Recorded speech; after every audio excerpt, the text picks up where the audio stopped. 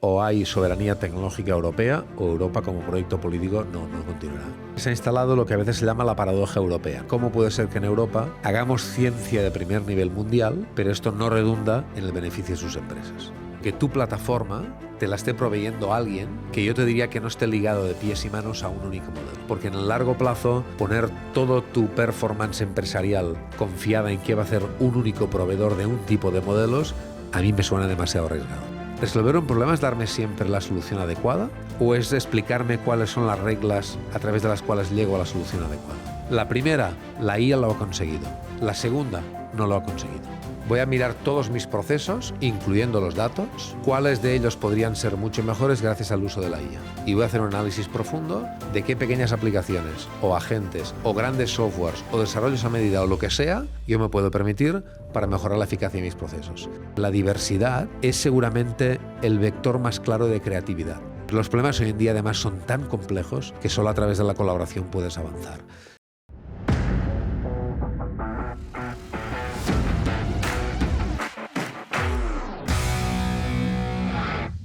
Nuestro invitado de hoy dirige el Barcelona Supercomputing Center, Centro Nacional de Computación. Hablaremos de supercomputación, de progreso y, por supuesto, de inteligencia artificial. Mi nombre es José Pedro Martín, soy el director del Centro de Innovación de Despachos Profesionales y bienvenido a este videoblog Pasión por el Despacho, donde todas las semanas hablamos sobre procesos y tecnologías para el sector de los despachos profesionales. Bienvenido, yo soy María Martorell. Muchas gracias. Tengo la impresión, lo primero que se me viene a la cabeza cuando escucho supercomputación, son cosas que nos ayudan a cosas más materiales. Tenéis incluso una división que es el ciclo de la vida. Yo apuntaba aquí cosas como bioinformática, genómica computacional, modelado molecular, procesos biomédicos. Parece ser que vamos a vivir más años. Si ya la media puede estar en 70, 80, ya se habla de 150 años gracias a la supercomputación. Estamos hablando de enfermedades que se van a curar gracias a la inteligencia artificial, gracias a la supercomputación. Pero tengo la impresión, y no sé si lo compartes, que se está avanzando mucho en lo material, pero ¿para qué quiero vivir 150 años si no soy feliz? ¿La supercomputación nos va a ayudar también en cuestiones de felicidad? Bueno, espero que como mínimo de manera indirecta sí, ¿no? La idea fundamental que hay detrás de esto, lo has explicado muy bien, es al final la supercomputación no es más que utilizar la capacidad computacional de muchos ordenadores al mismo tiempo, ¿no? Es decir, la gente dice, bueno, ¿y qué es un supercomputador? Bueno, pues muchos ordenadores que trabajan en un mismo sitio, uno al lado del otro, conectado con una red de alta velocidad. Y eso permite hacer lo que hace un ordenador, que es calcular, pero mucho más rápido, ¿no? Entonces, ¿esto qué tiene que ver con la vida o con la felicidad o con todo esto? Pues que básicamente hay cosas que todavía no podemos resolver porque no tenemos capacidad suficiente de calcular cuáles son las soluciones de ecuaciones matemáticas que tenemos ahí, o como algún caso que tú decías relacionado con la biología y la medicina, porque todavía no somos capaces de calcular suficientemente bien con todos los datos de los que tenemos. Entonces, nosotros creemos, y así lo estamos poniendo en práctica, que cuanto más capacidad computacional tengamos y mejor ciencia podamos hacer, pues mejor calidad de vida habrá para la gente y más años viviremos en un mejor planeta, etcétera, etcétera, etcétera. No sé si seremos más felices, no sé si nos dedicamos nosotros a esto, pero como mínimo nuestra misión es ayudar a que la ciencia avance más rápidamente y mejor, y a eso debería contribuir también, claro. ¿Cómo nace este proyecto? ¿Quién lo pone en marcha? Mira, este proyecto formalmente nace a primeros de los 2000, en 2005, de hecho ahora hemos cumplido 20 años, y es una iniciativa conjunta entre el Gobierno del Estado, el Gobierno de la Generalitat de Cataluña y la Universidad Politécnica. Digo formalmente porque el proyecto en el fondo nace ya algunas décadas antes. En la década de los 80, en la Politécnica de Cataluña llega un individuo que es Mateo Valero, el profesor Mateo Valero, que es el gran arquitecto de computadores de España, uno de los más reconocidos de Europa. ¿Físico? No, teleco de formación y es lo que le llamamos arquitecto de computadores, ¿no? Hay los arquitectos de las casas que dicen cómo se hacen las casas y los arquitectos de computadores que dicen cómo se hacen los ordenadores, ¿no? Y él empieza a poner en marcha una escuela hace ya 40 años de lo que se llamaba la computación paralela, que era cómo poner varios ordenadores a trabajar en paralelo. Esto va creciendo durante los 80 y los 90 y a finales de los 90, primeros de los 2000, y simplifico un poco, mucha gente se da cuenta de que sin el acceso a este tipo de ordenadores grandes, la ciencia no va a avanzar más. Es decir, te doy un poco un paso atrás, ¿eh? ¿Cómo funciona la ciencia? Y te puedo hablar de la física, la química, la medicina, la biología, la economía, cualquier disciplina científica. Tú tienes una teoría que te cuenta cómo es el mundo. Oye, mira, estas proteínas hacen esta cosa, o estos planetas se mueven de esta manera. Y al lado tienes tu laboratorio, donde pues un telescopio, un microscopio, lo que sea, y tú vas ahí haciendo tus cosas. Y ese diálogo entre la teoría y la práctica hace que la ciencia vaya avanzando, pum, pum, pum. Hacía 2 o 3 o 4 décadas, en muchas disciplinas se dieron cuenta de que solo con estas dos cosas no podíamos avanzar. ¿Por qué? Porque la matemática para resolver ciertas ecuaciones reales del mundo real, de la física, de la ingeniería, etcétera, es que no te da. Es que tú a mano no puedes resolver una ecuación diferencial de según qué tipo. Y alguien se dio cuenta de que estos grandes ordenadores que empezaban a crearse, estos ordenadores paralelos, podían ser muy útiles para resolver este tipo de problemas matemáticos o de problemas científicos. Entonces, ahora hace unos 25 años, en muchos países del mundo, en particular en Europa, se empezaron a crear los centros nacionales de supercomputación, como el caso del BSC ahora hace 20 años. Con la idea de decir, vale, empieza una tendencia y es que pronto la gente que trabaja en ciencia y quiere estar en la frontera del conocimiento a nivel mundial, o tiene acceso a estos ordenadores o no podrá competir. Porque sin acceso a estas capacidades computacionales no podrás hacer lo mismo que hace tu colega en Estados Unidos, en Japón, en China o no sé dónde. Por tanto, el proyecto nace ahora hace 20 años como un proyecto esencialmente público que tiene como objetivo dar a cualquier investigador español entonces, europeo hoy, porque el proyecto ya es de nivel europeo, acceso a todas las capacidades computacionales que necesiten para hacer bien su investigación. Todo esto era antes de la explosión de la inteligencia artificial. Es decir, cuando los grandes ordenadores se utilizaban para muchas técnicas computacionales y matemáticas, pero no para inteligencia artificial, porque era una cosa todavía más inicial. Ahora, con la explosión de la IA, es todavía más bestia. Porque ya no solo es, mira, esa ecuación que tienes que, me lo invento, o no me lo invento, pongo un ejemplo, te resuelve la aerodinámica de un coche, por ejemplo, ¿no? Vamos a ver el tema de los coches. ¿Cómo lo haces para simular la aerodinámica de un coche cuando tienes que diseñar un coche nuevo? Hasta ahora hacías una serie de cosas en el ordenador, pero al final te ibas a la realidad, hacías un prototipo de material cerámico a escala real, lo mandabas a un túnel de viento, lo sensorizabas y veías cómo funcionaba la aerodinámica. Bueno, esto tiene un problema muy grave y es que esto no escala. ¿Cuántos prototipos vas a construir? ¿1, 2, 5, 10? No puedes hacer miles. A menos que en el ordenador puedas resolver las ecuaciones matemáticas que simulan la aerodinámica del coche, y en el ordenador esto sí que escala. Porque puedes hacer los miles de prototipos que quieras, tantos como la capacidad de tu ordenador te dé. Hasta ahí la supercomputación clásica. Ahora nos movemos a la inteligencia artificial, que es decir, vale, cuando hay ecuaciones matemáticas como la aerodinámica del coche, muy bien, pero si lo que tienes son datos y no tienes una matemática debajo que te diga qué pasa ahí, por ejemplo en la biología, por ejemplo en la genómica, por ejemplo en las ciencias sociales, pues tú con todos esos datos, gracias a la inteligencia artificial, puedes hacer un cierto tipo de análisis que te permite ir a la frontera del conocimiento a un nivel que hasta ahora no podías. Por tanto, esto nace hace 20 años, cuando alguien ya empezó a ver que la ciencia sin grandes ordenadores no tendría sentido, y explota en los últimos años, cuando digamos que a la computación tradicional se le añade la inteligencia artificial, y yo diría que hoy es prácticamente imposible estar en la frontera del conocimiento, en casi cualquier disciplina científica, sin el uso masivo de estos recursos computacionales. Pongamos el caso de la aerodinámica. Ajá. De los coches. Claro, ponemos los datos en estos supercomputadores para llegar a unas conclusiones mucho más rápido, incluso podemos llegar más lejos. Pero tiene que haber antes un componente de desarrollo de software, ¿no? Por supuesto. Es que, de hecho, buena parte de la investigación que centros como nosotros hacemos es exactamente lo que tú dices. Hay un problema bien conocido, bien definido. Vale, vamos a escribir un software, vamos a escribir un programa que resuelva estas ecuaciones, que llegue a una solución correcta con la máxima precisión posible, pero que además lo haga utilizando la potencia de estos ordenadores para hacerlo con el menor tiempo posible. Estamos hablando de programas de 500.000, de 1 millón, de 2 millones de líneas de código. Programas que, como mínimo todavía ahora, es necesario que sean programados por humanos y con un gran nivel de conocimiento científico detrás, si no sería imposible. Bueno, esto ya nos está dando pista de que no sois 10, solo en la empresa. No. Ahora somos más de 1.000 personas ahí trabajando y es que al final hoy en día en actividad científica los retos son de tal magnitud que si no tienes lo que nosotros llamamos un poco de masa crítica, no los puedes acometer.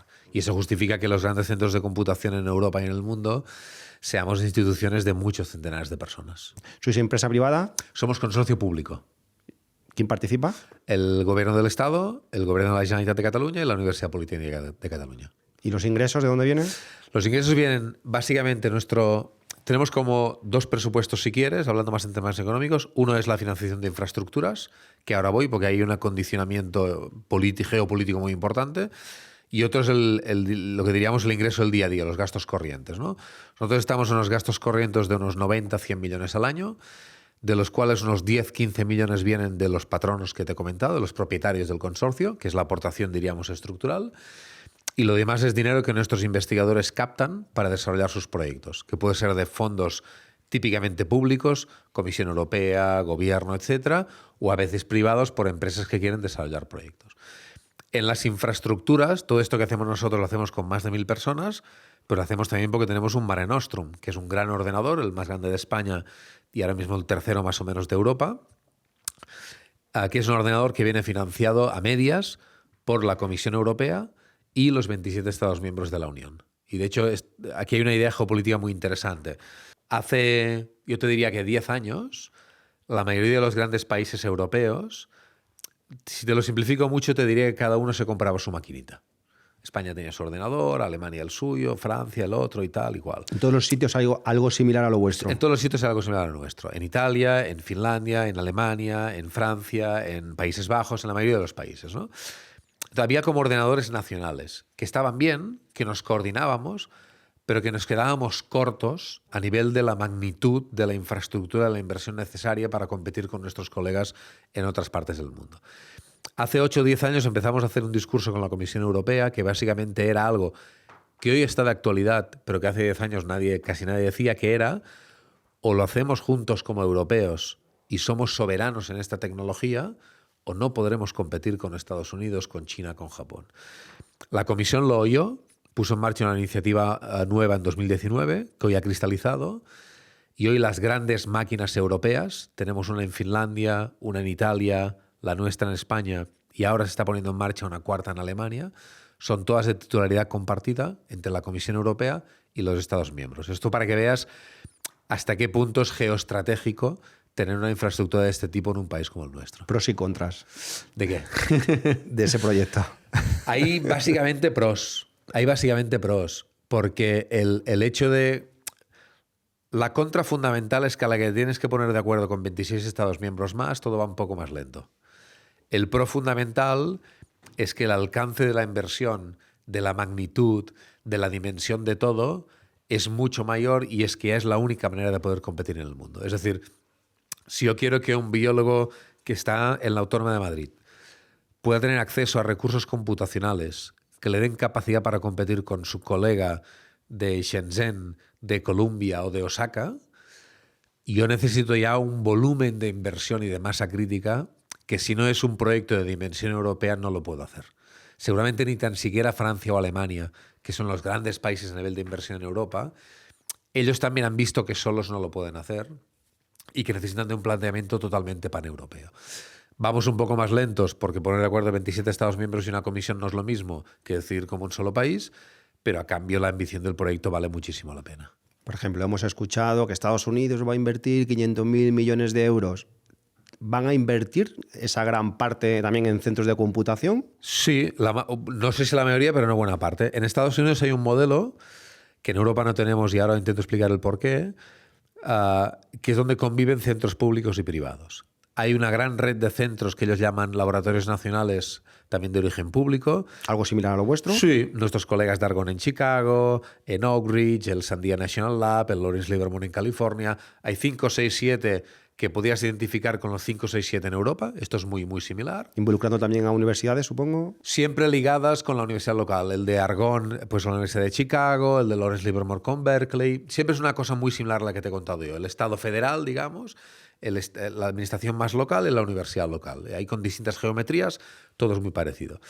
La ventaja que tienen los norteamericanos es que en paralelo a esta, digamos, red pública orientada a la investigación, está una red de hiperescalares privados. Y están los Metas y Amazons y Googles y compañía, que tienen grandísimas infraestructuras, no tanto para dar servicio a empresas, porque esto lo tienen en muchos países del mundo, sino sobre todo para desarrollar sus propios modelos y sus propios algoritmos. En Europa no hemos sido capaces de crear el entorno adecuado para que aparecieran hiperescalares europeos. Si entiendo bien, es como que en Estados Unidos invierten en esos centros de computación, pero aprovechando también a meter a estas empresas tecnológicas en esas capas. Claro, y eso les da algunas capacidades que en Europa no tenemos. Por ejemplo, ¿quiénes son los propietarios de los grandes modelos de lenguaje de inteligencia artificial en el mundo?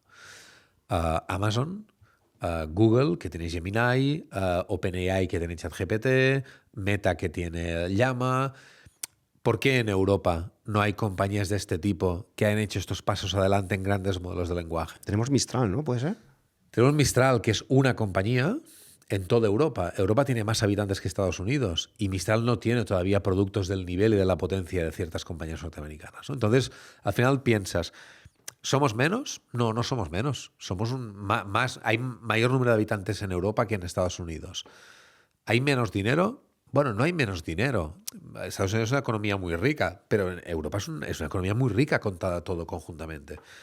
¿Somos menos buenos? ¿Hay menos investigación? ¿Hay menos talento? No, no hay menos talento, ni muchísimo menos. Tú vas a cualquier congreso científico o cualquier disciplina de este tipo y hay tantos investigadores europeos como norteamericanos. Entonces, ¿qué nos ha pasado exactamente en las últimas décadas? Bueno, solamente nos ha pasado una combinación de algunas cosas. Y me gustaría destacar algunas, opinión personal. Para mí la fundamental ha sido la falta de mercado único europeo. Es decir, somos 400 millones de habitantes y Estados Unidos deben ser 300, 350 millones más o menos. El PIB en global quizá no es el mismo, pero debe ser del mismo orden de magnitud. Tenemos muchísimo talento en un sitio u otro, pero ellos son un mercado, nosotros 27. Y esto se nota una barbaridad.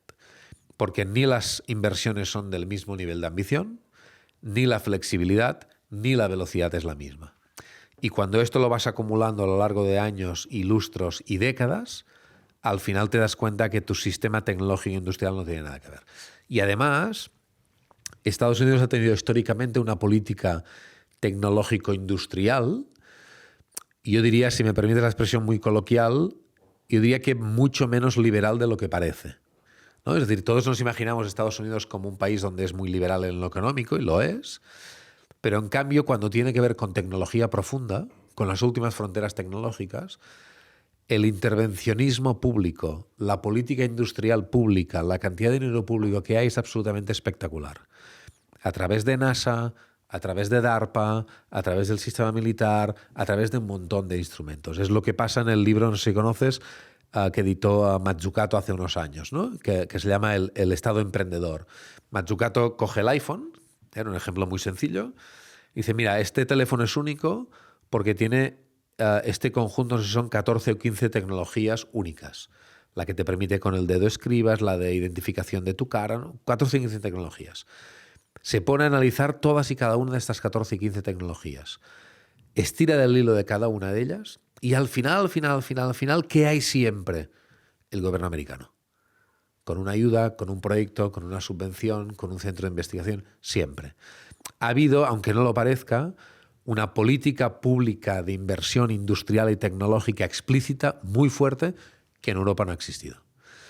En parte porque en Europa hemos sido siempre más partidarios de un sistema económico abierto, no proteccionista, en parte porque no hemos tenido una política industrial, hemos tenido 27. Déjame ponerte un último ejemplo para no enredarnos más en esto. Vete a cualquier centro de computación americano, sea público como nosotros, sea uno de Meta, de Amazon, de Google, de quien sea. Si encuentras una sola máquina que no sea de arriba abajo americana, te pago una cena. Es imposible. Paséate por Europa. Es exactamente al contrario. Europa no quiso o no consideró en su momento necesaria hacer una política pública de protección de la tecnología propia. Y claro, si tú no proteges tu tecnología propia y los demás países protegen la suya, al final es obvio que acaban comiéndote. Y en Europa hoy en los elementos fundamentales de tecnología profunda no tenemos la soberanía que deberíamos tener. Se anunció hace poco por parte de la Unión Europea que van a invertir, no sé si 200 o 150.000 millones. Ese dinero, en principio, va destinado también a esta red de la que hablas. Ese dinero va destinado a esto. Y yo creo, me gusta decir, hasta ahora he contado quizá la parte más pesimista, digamos, ¿no? Sí que me gusta decir que es la primera vez en mi vida que he visto el despertar en Europa que está viendo ahora mismo con respecto a la soberanía tecnológica. Nunca antes habíamos visto los gobiernos nacionales tan dispuestos a, entre muchas comillas, ceder capacidad, competencias y poder a Bruselas para hacer una política única europea. Nunca habíamos visto tanto dinero invertido en esto y nunca habíamos visto, yo diría que un ánimo y una decisión tan fuerte a nivel de la Comisión Europea en la lógica de decir o hay soberanía tecnológica europea o Europa como proyecto político no continuará. Estos 200.000 millones que han anunciado son para distintos proyectos, pero todos van más o menos a lo mismo que hemos estado hablando hasta ahora. Sí, pero una parte de supercomputación pública para ciencia, una parte de computación para empresas y una parte nada menor a investigación de lo que hay dentro de los ordenadores. Porque una cosa es que Europa tenga ordenadores como empezamos a tener competitivos y otra cosa es que dentro de estos ordenadores lo que haya sea europeo, que estamos todavía muy lejos de eso. ¿Y cómo se va a coordinar eso con las empresas privadas? ¿De qué sirve que seamos los que estemos investigando si luego ese I+D+I se la llevan empresas americanas, por ejemplo? Bueno, hay una cierta conciencia. ¿Cómo protegemos eso? Es un poco hacer lo mismo que he contado antes en la parte de la tecnología, igual con la innovación, la emprendeduría científica, etcétera, ¿no? Ha habido durante muchas décadas una lógica que era vayamos investigando y ya está. Pues generamos conocimiento, hacemos papers, tenemos un talento de primer nivel mundial. Algunas empresas esto lo llevan al mercado, empresas del sector industrial, del farmacéutico, etcétera. Pero Europa tampoco le daba una gran importancia a esto. Y sí que es verdad que se ha instalado lo que a veces se llama la paradoja europea, ¿no? Que hay gente que la discute, pero yo creo que en primera iteración es correcta, que es esa paradoja que dice cómo puede ser que en Europa hagamos ciencia de primer nivel mundial, pero seamos el único continente del mundo donde se hace ciencia de primer nivel mundial, pero esto no redunda en el beneficio de sus empresas.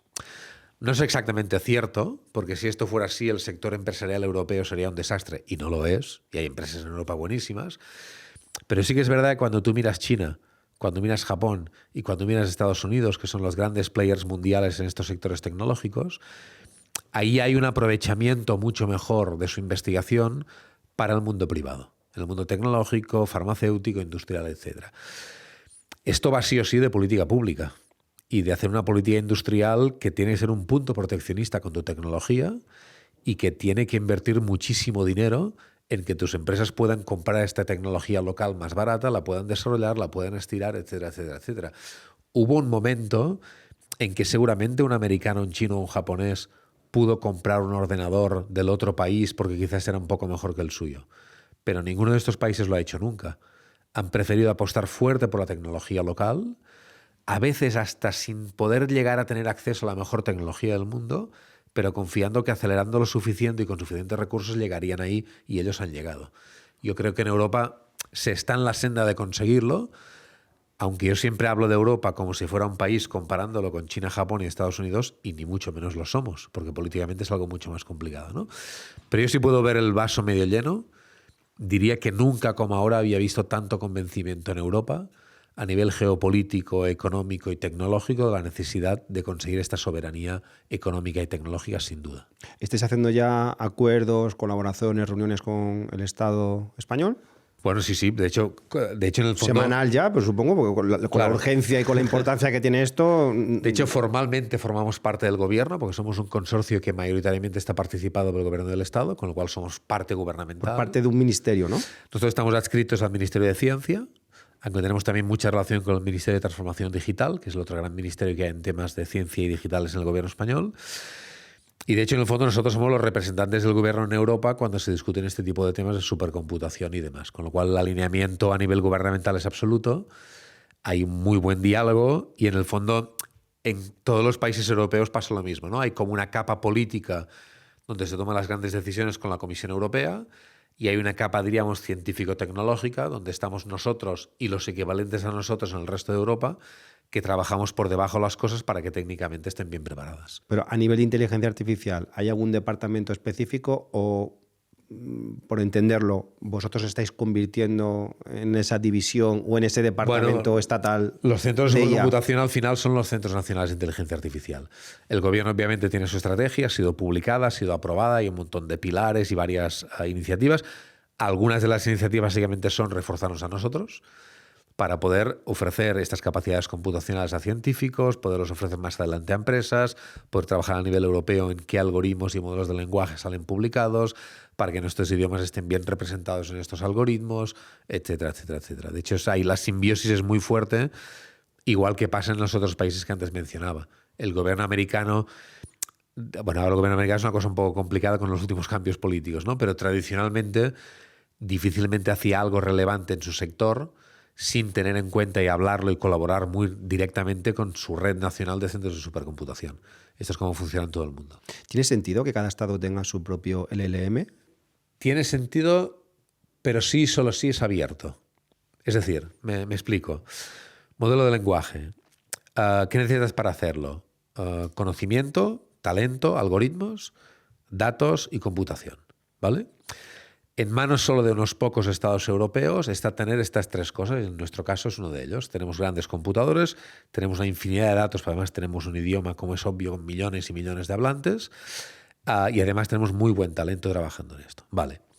Uno diría, bueno, pero no tiene sentido que hagas tu modelo fundacional de lenguaje, porque al final si todo el mundo hace el suyo, tampoco habrá 200 millones. Bueno, sí tiene sentido si lo haces abierto. Abierto quiere decir que tiene que ser transparente, que tiene que ser replicable, es decir, se tiene que poder ver con qué datos se ha entrenado para evitar sesgos, para ser transparente, etcétera.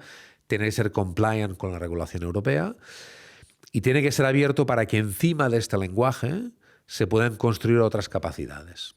Y aquí voy en línea más política pública, en línea más privada. En línea pública, un caso muy fácil de entender. Hoy el gobierno de pues algún país iberoamericano donde seguramente tendréis muchos oyentes, cualquiera. El otro día hablaba, por ejemplo, con la gente de Dominicana, ¿no? Y me decían, mira, o la gente de Chile me lo decía también, nosotros queremos hacer un modelo de lenguaje porque nuestro español tiene unas particularidades que la mayoría de aplicaciones que se hacen sobre ChatGPT o lo que sea no las acaba de entender y de comprender, sobre todo a nivel oral, a nivel de cierto vocabulario, etc. Perfecto. Y nosotros que les decíamos, esto es fantástico, porque ya hemos hecho el gran modelo fundacional en español que es Alia. Ya está hecho, está publicado, es abierto, te lo puedes bajar mañana y hacer los fine-tunings que te dé la gana. ¿Este es el proyecto María? María fue la primera versión, ahora estamos con Alia, que es la siguiente versión. Al final son como madres e hijas de lo mismo, ¿no? Y les decíamos, ya lo tenéis hecho. Tú como gobierno construyes un corpus documental con sus giros dialectales, con tu cultura propia, con esas cosas que quieres que principalmente estén bien recogidas y haciendo un pequeño fine-tuning del modelo que ya hemos entrenado en español, etcétera, tú ya tienes el problema resuelto. Entonces, ¿tiene sentido que el gobierno español haya promovido esto? Sí, porque lo ha hecho abierto. Y es la gran plataforma sobre la cual cualquier país de habla hispana puede montar encima sus aplicaciones. Pero eso tiene unos consumos, ¿no? Que habrá que cobrarlos por ello. No, porque es abierto. Y eso es un poco el cambio de paradigma que intentamos promover. Déjame que te cuente el caso privado antes de irme al tema abierto-cerrado, gratuito o no gratuito, que es muy interesante. Igual que el gobierno de Dominicana o de Chile o de Brasil, porque el modelo también habla portugués, nos dice, lo vamos a aprovechar para construir encima algo concreto para nuestros ciudadanos. Y, por ejemplo, cuando el ciudadano argentino vaya a su gobierno, interactúe con el gobierno a través de una aplicación, esta aplicación le hable de una manera que él pueda entender. Pero también me voy a la empresa. ¿Cuántas empresas españolas y en toda Latinoamérica ofrecen servicios ya cada vez más a sus clientes, a sus usuarios, basado en tecnologías de lenguaje? Pero claro, si detrás el modelo que hay es un modelo que no es muy bien competente en tu idioma y en tus giros, ahí se nota que el servicio que estás dando no es óptimo. Bueno, pues que el gobierno promueva una plataforma abierta de recursos lingüísticos sirve para que el Telefónica de turno o el IBM de turno o quien sea ya están cogiendo estos recursos y sobre ellos construyendo servicios mejores para sus usuarios y sus clientes, ¿no? Todo esto se basa en una visión, y me voy a lo que decías. Ahora en el mundo hay una pequeña batalla muy soterrada entre los modelos abiertos y cerrados. los OpenAI con ChatGPT, Google con Gemini, etcétera, optan por modelos cerrados, es decir, tú los puedes utilizar gratuitamente, o puedes pagar una pequeña cuota y utilizarlos, o puedes conectarte con una API y encima hacer aplicaciones, pero son modelos cerrados.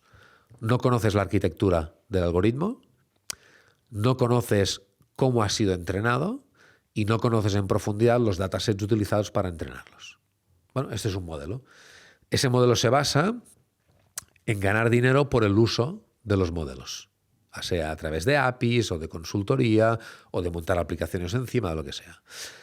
Empieza a haber otro tipo de modelos que son los que llamamos abiertos, que están promovidos sobre todo por el sector público en todo el mundo, sobre todo el mundo a nivel europeo, también en el mundo asiático, pero cada vez más por compañías como IBM, que tienen los Granite, como Meta, que tienen los Llama, como Mistral, con sus modelos, que son modelos abiertos.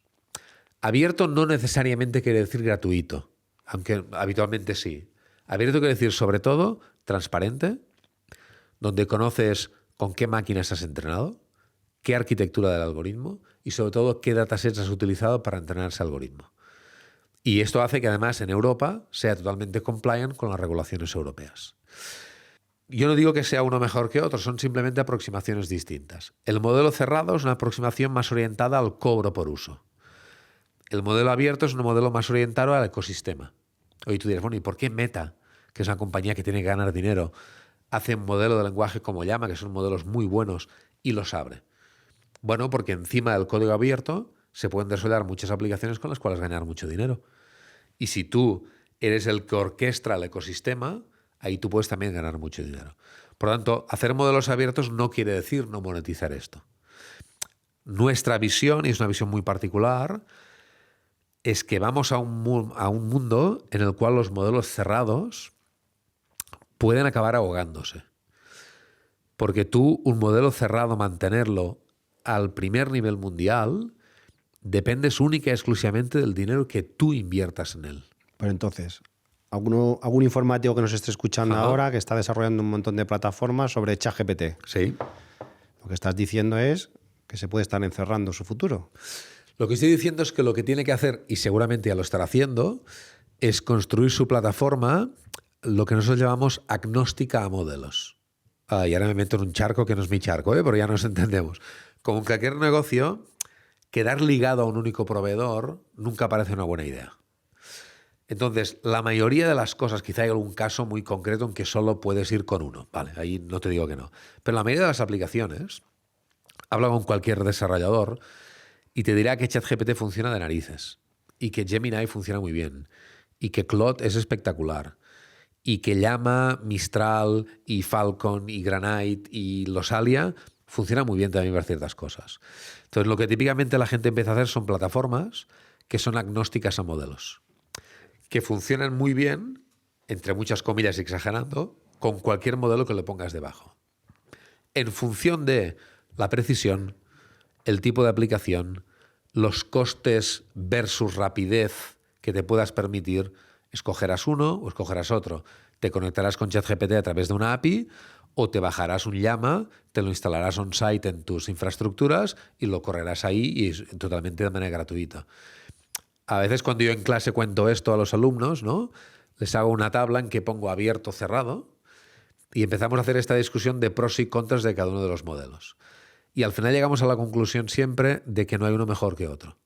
Lo que es importante es que tú, como directivo, como empresario, como lo que sea, sepas claramente para qué te va a servir uno y otro, y por tanto en cada circunstancia seas capaz de decidir me voy a modelos abiertos o me voy a modelos cerrados. Y sobre todo que tu plataforma te la esté proveyendo alguien que yo te diría que no esté ligado de pies y manos a un único modelo. Porque en el largo plazo, poner todo tu performance empresarial confiada en que va a hacer un único proveedor de un tipo de modelos, a mí me suena demasiado arriesgado.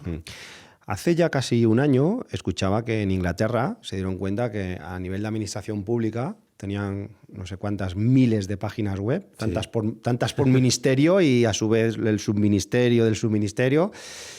Y dijeron, oye, ¿por qué no hacemos algo similar a un GPT donde ponemos toda la información a nivel del Estado, a nivel jurídico, y hablando, en vez de ir a cada página web, pues tú le preguntas sobre una orden, sobre una ley, sobre una ayuda.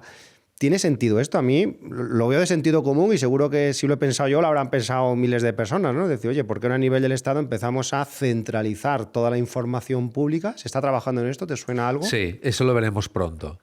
Lo veremos pronto empezando por algunos temas concretos y al final es posible que acabe una especie de supersistema a nivel de administración. Pero todo esto funciona de la siguiente manera. Has utilizado una palabra que es muy interesante discutir, que es la palabra centralizar. Antes de la última explosión de la inteligencia artificial generativa, digamos, la lógica de centralizar información era una lógica, yo diría, de base de datos. Es decir, ahora voy a simplificar, ¿eh? El Ministerio A tiene unas bases de datos de una manera, el Ministerio B las tiene de otra manera. Vamos a hacer un proyecto para que las bases de datos se hablen y así alguien pueda interactuar con las dos a la vez. Bueno, esto con la inteligencia artificial generativa pierde un poco de sentido. Porque en el fondo tú puedes montar los modelos por encima y no te diré que da igual porque no es verdad, pero es todo mucho más flexible respecto a lo que hay por debajo. Aquí lo que funciona muy bien es lo que se llaman las arquitecturas RAG, que seguro en algún episodio lo habéis comentado y algunos de tus oyentes lo sabrán. RAG es una arquitectura que te permite lanzar preguntas a un modelo de lenguaje teniendo en cuenta información, por ejemplo, de la administración, sin que la administración haya tenido que dar sus datos al propietario de los modelos de lenguaje. Te pongo un caso muy simple que he visto alguna administración lo ha hecho, por ejemplo, ¿no?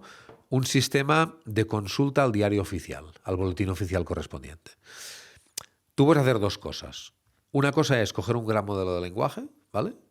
Te lo bajas y le haces un fine tuning con todos los boletines oficiales de las últimas décadas que tú tengas archivados. Te aparece un modelo de lenguaje muy competente en interpretar boletines oficiales. Y tú le puedes preguntar, oye, ¿en qué parte está no sé qué? ¿O dónde puede encontrar no sé qué? Perfecto, muy bien. Esto sería como un buscador plus, digamos, ¿no? Esto está bien, pero tiene varios problemas. El primero y fundamental, que tienes que tener capacidades computacionales para bajarte todos los boletines oficiales, para bajarte un gran modelo fundacional y además para hacer el fine-tuning, y esto no es trivial. O, alternativamente, que tienes que coger todos tus boletines oficiales, los envías al proveedor y el proveedor hiperescalar de turno que lo haga. Mientras sea el boletín oficial que es público no pasa nada, pero como sean documentos más privados ya tenemos un problema. Y además tiene otro problema muy grave, y es que si esto lo hacemos hoy, con toda la información histórica de los boletines oficiales, ¿qué pasa mañana? Y pasado. Y el siguiente no estará actualizado. Entonces, esta arquitectura ya se ve que no funciona. La arquitectura RAG es una arquitectura distinta que funciona de la siguiente manera.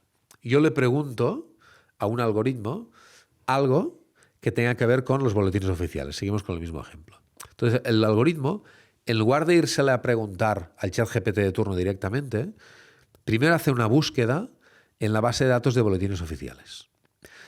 La búsqueda la hace relacionada con la pregunta que yo he hecho. Y no es que coja todos los boletines y se los manda al ChatGPT. No. Coge la pequeña parte de la base de datos que está relacionada con mi pregunta, empaqueta mi pregunta con esta pequeña base de los boletines oficiales y se la envía al ChatGPT de turno. Es lo que decimos darle una pregunta con contexto.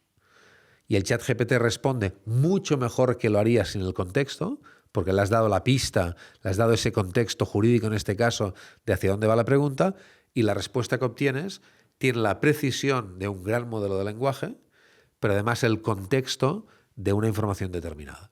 Si en lugar de hablar ahora de boletines oficiales, que son públicos, hablamos de información administrativa o empresarial, que sea esencialmente privada, porque hay datos personales, por lo motivo que sea, esta arquitectura que te acabo de describir es la arquitectura que lo resuelve bien.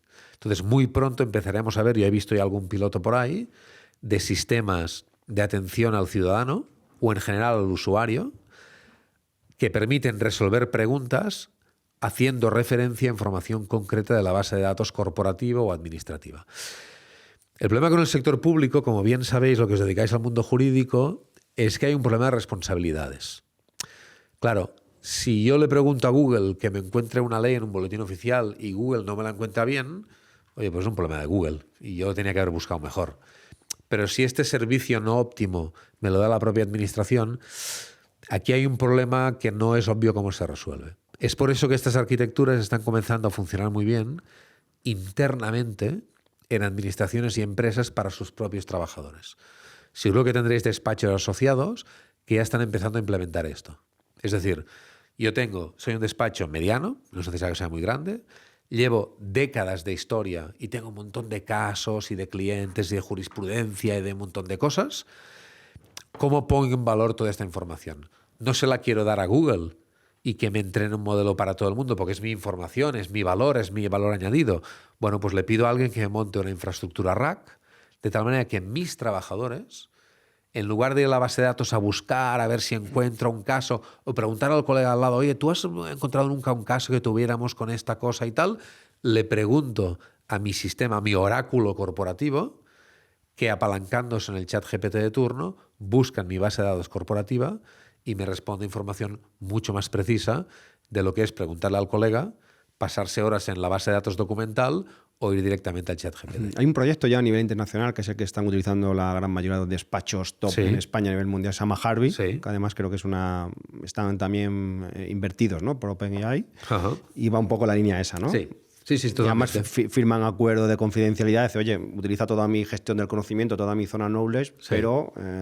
Bueno, porque aquí hay que encontrar ese equilibrio entre mi valor añadido, que es todo mi legacy de casos y de información, lo quiero aprovechar para mejorar la atención a mi cliente, pero no quiero que de él vivan los demás despachos. Entonces hay algunas arquitecturas computacionales que te permiten hacer un buen punto medio entre estas dos cosas.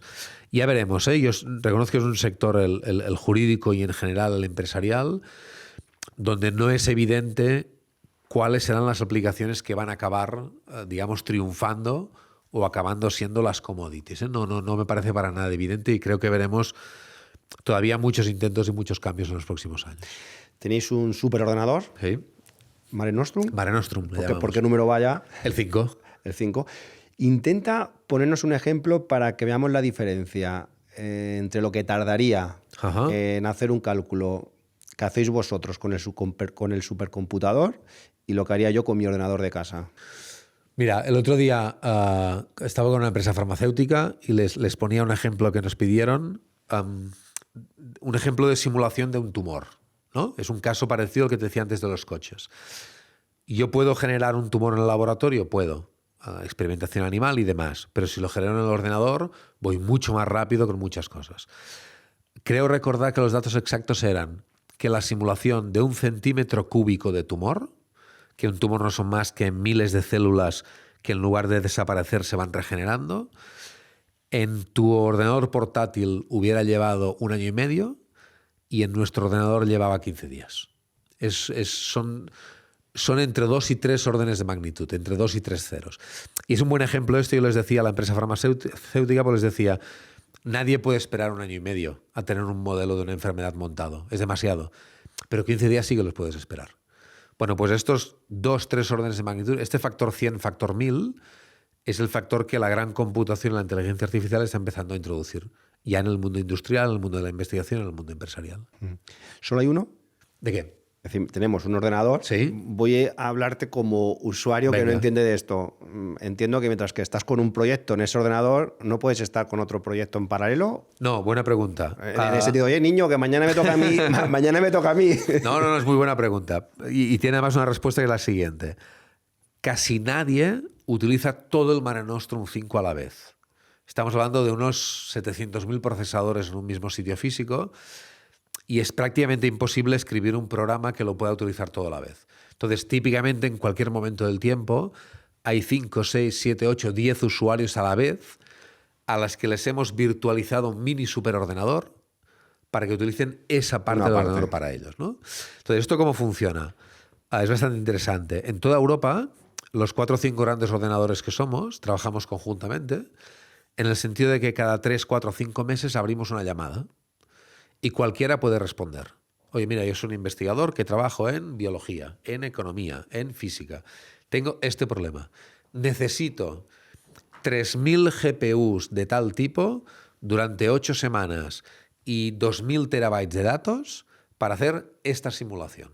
Bueno, pues todos los investigadores europeos presentan sus ideas al mismo tiempo, son evaluadas por un panel europeo, los mejores entran, los que no son tan buenos tienen que volverlo a probar en 4 meses. ¿Qué diferencia hay? Porque desde también mi ignorancia, lo mismo Ajá. podría ir a Nvidia y pedirle también esos 300... Bueno, es buena pregunta. Hay varias diferencias. La primera es que la infraestructura es pública y por tanto no tiene ningún interés en tu investigación. Es investigación libre. Tú vienes, calculas, te vas y publicas tu investigación. Yo no participo de tus resultados. Esto es la primera.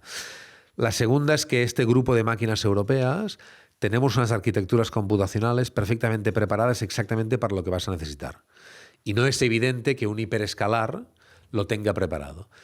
Y la tercera diferencia muy importante, y pasa en Europa y en Estados Unidos y en China y en todos los grandes países, es que este es un servicio gratuito. Bajo competición, pero gratuito. Es un servicio público. Igual que si tú quieres hacer investigación en astronomía y necesitas un súper gran telescopio, o quieres hacer investigación en partículas elementales y necesitas ir al CERN en Ginebra a utilizar el acelerador de partículas o una máquina de no sé qué tipo, son infraestructuras públicas que tú no vas a entrar pagando, vas a entrar compitiendo.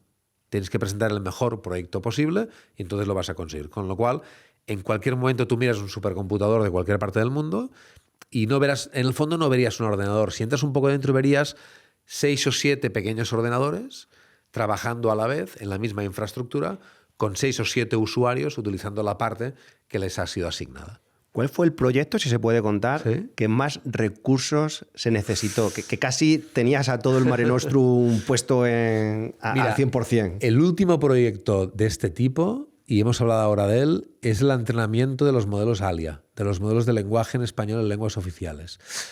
Porque son un tipo de algoritmos de inteligencia artificial que no es exactamente así, pero simplificando te diría que tanta máquina les des, tanta máquina van a utilizar.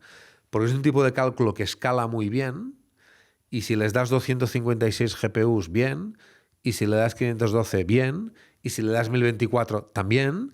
Y llegó un momento en una parte importante del cálculo, porque teníamos además prisa para sacarlo y porque había una serie de cálculos que hacer, que prácticamente en nuestro lenguaje diríamos que se comió el conjunto de la máquina porque podía escalar muy bien. Yo te diría que este caso, y otro gran caso, si puedo poner otro ejemplo, es en el caso de la simulación climática. La simulación del clima a escala planetaria es una simulación que también escala muy bien, puede utilizar grandes recursos a la vez y prácticamente casi todo el Mare Nostrum hace no mucho estuvo dedicado durante un tiempo a hacer grandes simulaciones climáticas a nivel mundial. Sí, son algunos de los proyectos más trascendentes en el sentido que puedes utilizar prácticamente toda una de estas grandes máquinas. Hablemos de inteligencia artificial. Venga. Para algunos, cuando le pregunto qué es inteligencia artificial, me dicen, es Dios. Para ti, ¿qué es la inteligencia artificial? Bueno, la inteligencia artificial, digo lo que creo que es y luego digo lo que creo que puede llegar a ser, ¿vale?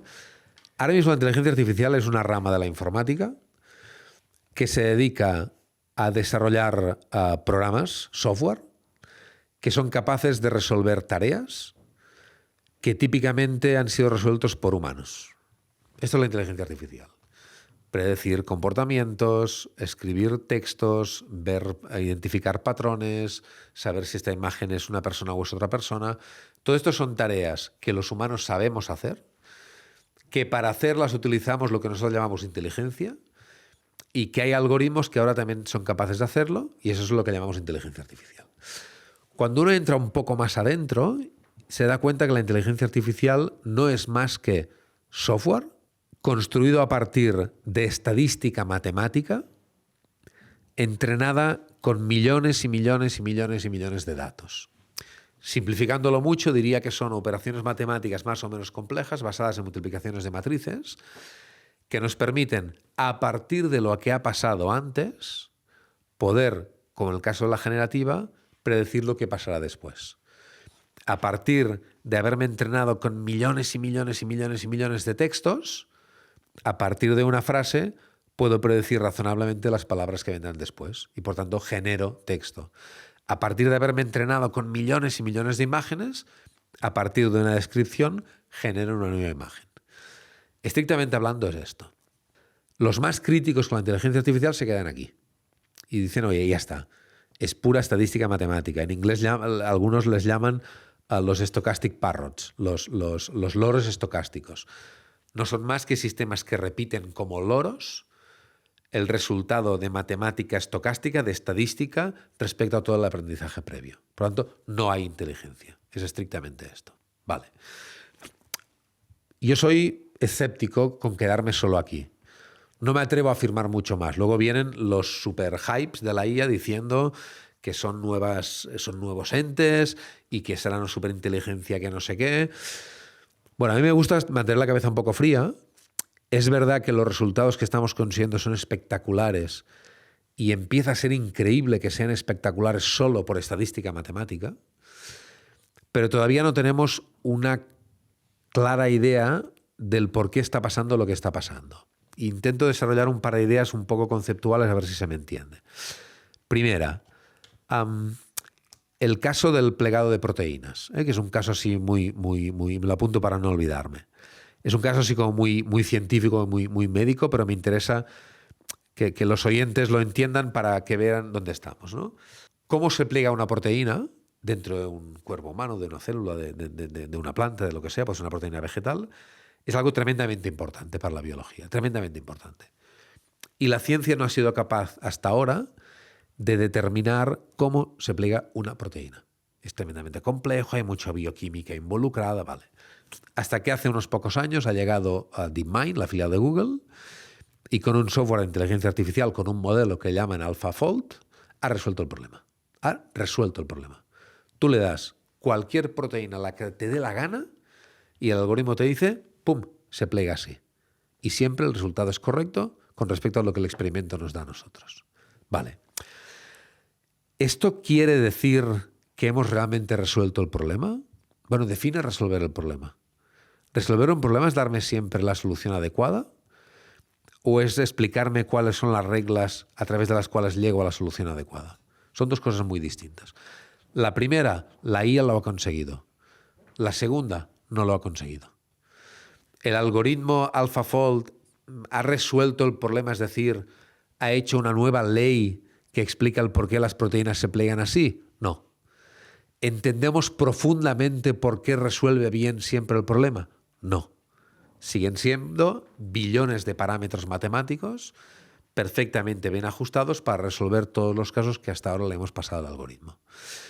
Es un ejemplo que me permite decir, hay mucha estadística matemática, pero quizá todavía no hay una comprensión profunda del mundo como nosotros podemos llegar a tener. El segundo caso. Hace un año y pico, salió un primer artículo. Bueno, antes de pasar al segundo caso, el primero estás hablando de el proyecto por el que le dieron el premio Nobel de Química, correcto, ¿no? En el 2024, correcto, 2024 a Jumper, ¿no? A Hassabis y los otros no sé cómo se llaman, ¿no? Bueno, es un muy buen ejemplo. ¿Hasta qué punto es bestia el descubrimiento que ha merecido un premio Nobel de Química? Porque llevábamos décadas sin poder resolver el puñetero problema. Pero es que no lo hemos resuelto como los humanos resolvemos los problemas.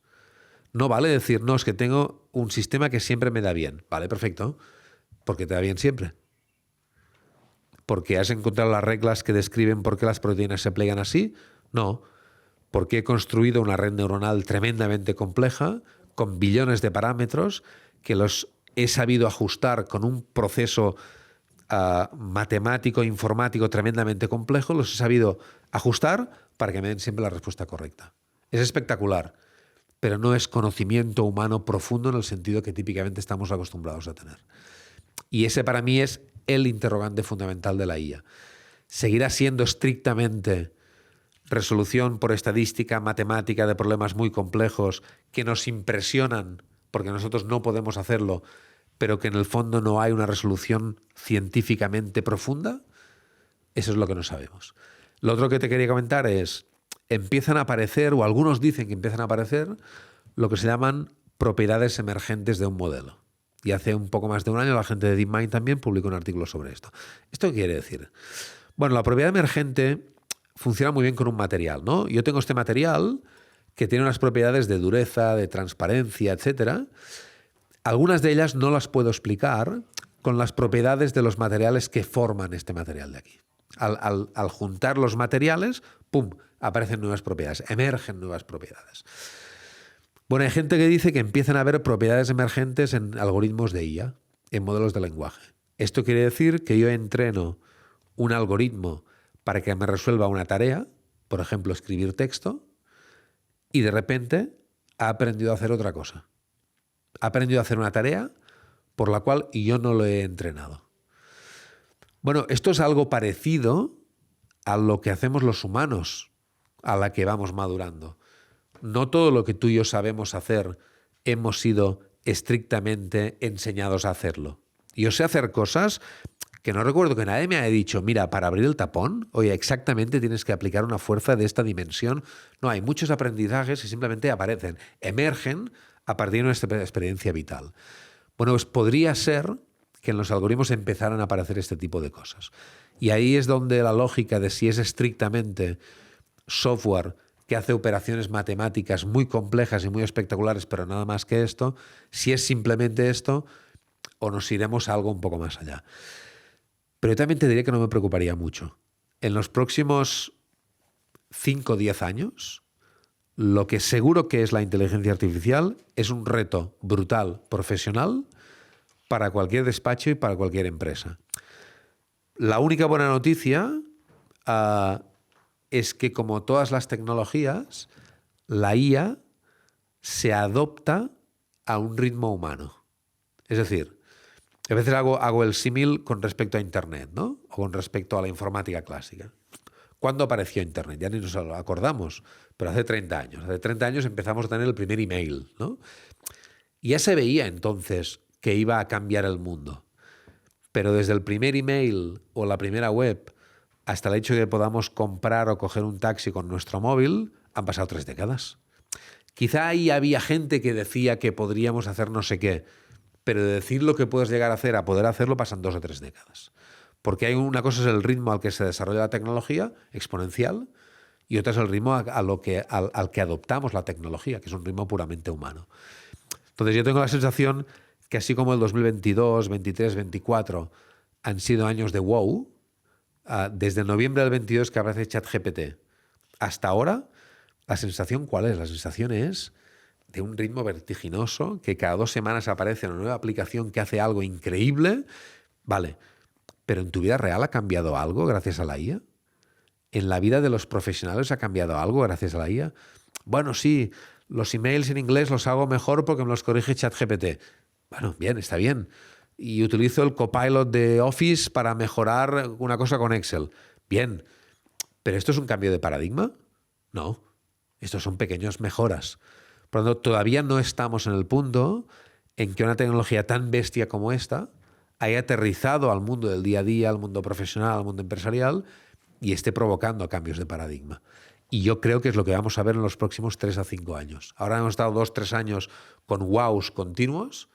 Ahora tiene que venir un momento de aterrizaje de todo esto y ahora sí que veremos disrupciones desde un punto de vista empresarial. Tiene que ser ahora. Pero lo que hay detrás realmente es miedo a que esas máquinas sepan cosas que nosotros no sabemos. Y mi reflexión es, ¿qué más da? Si nos da una solución, ¿qué más da que tengan una información que nosotros no tenemos? Hombre, se nos puede volver en contra, ya empezamos con historias sí. conspiranoicas, pero ¿qué más da? Si la regulación que hay es adecuada e impide ciertas cosas, para mí efectivamente la cuestión es qué más da. Es decir, toda la vida la tecnología... ¿Qué es la tecnología? La tecnología es aquella capacidad que los humanos hemos creado para hacer una tarea propia de los humanos mejor. El coche corre más que cualquiera de nosotros y no nos preocupa. Y el paquete de Office nos permite escribir mucho mejor que en una máquina de escribir y es fantástico. Y Internet nos permite no sé qué y todo es fabuloso, ¿no? La inteligencia artificial no es exactamente esto, porque como tecnología tiene algunas particularidades. Una de ellas es que no tiene por qué ser neutra por diseño. Quien diseña el modelo y el algoritmo puede introducir sesgos. Hombre, siempre en origen va a tener un sesgo. Porque ha sido algo programado y por tanto ahí hay un sesgo que puede provocar ciertos fenómenos que no nos gustan. Por eso lo bonito es que se pierda sola sin sesgos, ¿no? Y sobre todo que haya una regulación que pida una transparencia inicial de tal manera que tú estés razonablemente seguro que aquel servicio que te va a dar una empresa u otra empresa será mejor o peor técnicamente, pero no será mejor o peor porque tendrá un sesgo de un tipo u otro. Pero yo en general Es decir, que esta tecnología destruirá puestos de trabajo, obvio, como todas las tecnologías durante toda la historia de la humanidad. Que en este caso será relevantemente distinto a las anteriores revoluciones tecnológicas y habrá una destrucción neta de puestos de trabajo, yo creo que esto no lo sabe nadie. Es cierto que hay un miedo, ¿no? Es decir, Internet destruye puestos de trabajo, claro, y los que todavía le quedan, pero creó todavía muchos más y hoy en día hay muchos más puestos de trabajo que antes. ¿La revolución industrial hizo lo mismo? Hizo lo mismo. ¿El automóvil hizo lo mismo? Hizo lo mismo. ¿Los ordenadores personales destruyeron puestos de trabajo? Pues claro, pero hoy los utilizamos todos porque es una herramienta más que ha creado muchos puestos de trabajo. ¿Con la IA pasará esto? No lo sabemos. Y la única gran diferencia, yo creo, la única no, pero la fundamental respecto a las tecnologías anteriores es esta. ¿Estamos seguros que es una tecnología que, aparte de destruir puestos de trabajo, va a crear de nuevos y por tanto el balance neto será positivo? No lo sabemos. Porque realmente somos capaces de entrever tantas capacidades, entre comillas, contra tantos puestos de trabajo distintos, que uno tiene la sensación de pensar, bueno, pero es que como esto siga así, habrá tantas capacidades que ya no seremos necesarios de desarrollar, que igual sí que habrá una destrucción neta de puestos de trabajo. Y yo creo que no lo sabemos. Y no lo sabemos en parte, y hago una digresión técnica que prometo será muy corta, en parte porque no sabemos hasta cuándo podremos seguir desarrollando inteligencia artificial como lo hemos hecho en los últimos años. El desarrollo de inteligencias artificiales tan potentes se ha basado, primero, en unas características técnicas que se nos empiezan a acabar, básicamente datos y capacidad de computación. Nos estamos quedando sin datos para entrenar modelos. El otro día escuchaba a Elon Musk que lo contaba. Decía, creo que la expresión que utilizaron en inglés era exhausted. Se han acabado los datos creados por humanos para entrenar modelos, pero también hay un problema computacional. Empezamos cada vez a tener más dificultad para construir chips más poderosos y para generar transistores más pequeños y para que la informática le pueda seguir el ritmo a las necesidades de la inteligencia artificial. Por tanto, no me parece evidente que técnicamente seamos capaces de seguir mucho más por este camino. Y esto es lo que nos está permitiendo pensar ¿hasta dónde? Bueno, es que no sabemos hasta dónde. Pero es que no sabemos si el ritmo que hemos llevado los últimos años, no me atrevo a decir ni décadas, se va a aguantar. El último estudio que he visto sobre el incremento de capacidad computacional que todas estas grandes empresas están utilizando para entrenar sus modelos, hablaba de que duplican la capacidad computacional cada 4 meses. Claro, duplicar algo cada 4 meses, 4, 8, 12 meses, 2, 4, 8. Quiere decir que cada año prácticamente multiplicas por 10. Cada 2 años multiplicas por 100. Cada 3 años multiplicas por 1000. Y ya te digo yo que dentro de 3 años no tenemos capacidades computacionales 1000 veces como la actual. Es imposible. Y además todo eso, si le pongo todavía más complejidad, todo eso lo desarrollan compañías que de estrictamente esto no ganan dinero. Desarrollar un modelo de lenguaje como los últimos que han salido, las últimas cifras hablan que desarrollar el último Llama o el último ChatGPT o el último Claude cuesta centenares y centenares de millones de dólares. O vamos bajando todo esto a aplicaciones reales en la industria, que para estos proveedores les den un ROI, una inversión, un retorno real de la inversión, o no habrá muchos más, yo diría, incentivos para seguir desarrollando inteligencia artificial hasta niveles tan elevados. Entraremos ahora en tema de modelo de datos, lo llevamos a la parte empresarial, ¿no? que realmente sea rentable para ellos. ¿Se va a poder auditar a una inteligencia artificial? Si estamos hablando que ChatGPT es de una empresa privada, ¿qué manera tengo yo de saber si cumple unos principios éticos? Se va a auditar seguro, y ahí está la regulación europea en inteligencia artificial, que es una regulación que ha sido muy criticada, porque a todos nos gusta mucho criticar las leyes, ¿no? Porque es así como una cosa muy fácil de hacer. Otra regulación. Pero que yo diría que viendo cómo están haciéndolo otros gobiernos, en Estados Unidos, en China, etcétera, me empieza a parecer una regulación bastante razonable. Es una regulación, hay como distintos modelos en el mundo, simplifico mucho. El modelo chino es un modelo de control total. Yo, gobierno, controlo todo lo que hace la empresa privada. Bueno, es un modelo que sabemos cuál es, autoritario, etcétera. Vale, perfecto. El modelo americano, que lo aprobó Biden en la última parte de su mandato, es un modelo que dice, miren, ustedes hagan lo que quieran, literalmente lo que quieran. Pero si el modelo que ustedes construyen llega a un cierto tamaño medido de una manera que ahora no tiene importancia, entonces es mío. Seguridad nacional. Yo puedo entrar, puedo supervisar, puedo decidir si me lo quedo o no, etc. En Europa hemos decidido hacer una cosa que es un poco una cosa intermedia, que es decir, haga lo que quiera. El tamaño que le dé la gana del modelo. Porque yo no voy a auditar por tamaño, voy a auditar por utilidad. Y ahora cuénteme usted el modelo que ha desarrollado, para qué lo va a utilizar. Y hay 4 niveles de riesgo. ¿Lo va a utilizar para hacer un filtro para mejorar el control del spam en su programa de mail? Nivel 1. Puede hacer lo que usted quiera. Perfecto, ningún problema. ¿Lo va a utilizar para controlar y monitorear la cara de la gente en el metro y entonces puntuar mejor o peor los ciudadanos en función de cómo se comportan? Prohibido. Nivel 4. Prohibido. Y entre medio de lo que usted puede hacer lo que le da la gana y lo que está prohibido, hay un par de niveles más que en función de lo que usted quiera hacer deberá cumplir unos ciertos requisitos. La regulación europea no solo regula estos niveles de manera bastante precisa, sino que además deja bastante claro quién va a ser en cada país que lo va a auditar. Y para ciertas cosas el poder se lo reserva la Comisión Europea, para modelos muy grandes. Para ciertas cosas el poder se lo reservan las agencias nacionales. En España se ha creado la ESIA, la Agencia Estatal de Supervisión de la Inteligencia Artificial, que está empezando a hacer esto. Y para algún sector concreto como el bancario, por ejemplo, la competencia del Banco Central correspondiente, en nuestro caso el Banco de España. Ya está empezando a pasar. Es decir, aunque la gente no lo sepa, estas agencias ya tienen los protocolos montados para entrar en empresas y auditar modelos de inteligencia artificial. Con lo cual, esto es un proceso, pues como todo proceso que lleva su tiempo, pero yo diría que nos podemos sentir razonablemente seguros de que aquellos algoritmos basados en IA que vamos a utilizar directa o indirectamente, bien porque estamos utilizando un programa directo de IA, o bien porque utilizo un servicio que me presta alguien detrás del cual hay una IA, yo estoy bastante seguro de que detrás habrá una agencia estatal supervisándolo de acuerdo con la regulación europea. Es mucho más difícil de lo que parece poder burlar una regulación de este tipo. Es mucho más difícil de lo que parece. Yo creo, luego podemos criticar cuán lenta será la ejecución de esa regulación. Eso es otra cosa. La burocracia asociada y demás. Pero que la regulación europea está bastante bien planteada y es un buen punto medio entre la protección del ciudadano y de las empresas también, y a la vez dejar la innovación, yo estoy bastante de acuerdo.